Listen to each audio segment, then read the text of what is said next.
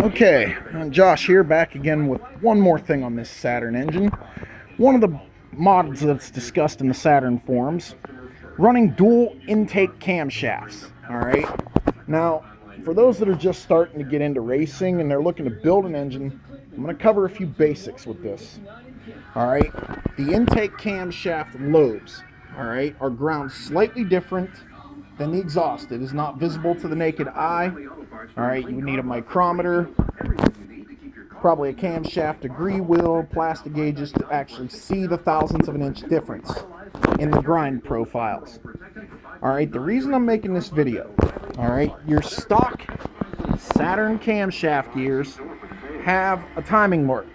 Alright, now those timing marks are for when you're setting the base timing when running an intake cam and an exhaust cam. The purpose of running dual intake cams is to increase your lift and duration on the exhaust valves, which are physically smaller than the intake valve due to exhaust velocity being higher.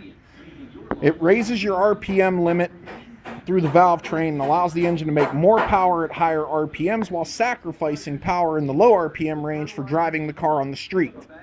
So this recommendation is for a race-only engine that's going to be used on a track, not for street-driven cars. But you will happen to notice a distinct pattern in the lobes, all right? Rotation is clockwise, all right? Right now the engine is at top dead center. All right, I'll put the cam gear on, or the crank gear on.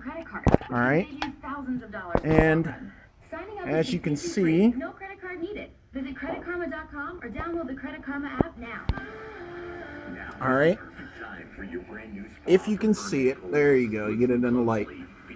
All right, the timing mark for the crank gear is at top dead center. So as we can see, this engine's getting ready to go on the exhaust stroke on the number 1 cylinder. The intake stroke and compression stroke have already occurred. So number 1 is actually on its combustion stroke at this process. All right. Now, the pistons have reliefs cut in the intake side only. So adding an intake cam to the exhaust side of the engine will require pistons that have valve reliefs cut on both sides because of the higher lift to prevent the pistons from contacting the valves and causing internal engine damage.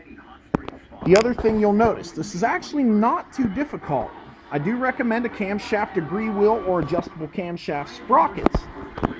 But if you turn this intake camshaft exactly 180 degrees out, you will notice all 4 cam lobe profiles are almost mirrored to the exhaust cam on a stock engine, which means running dual intake cams is going to take a little bit of work, but it's not as difficult as it may appear.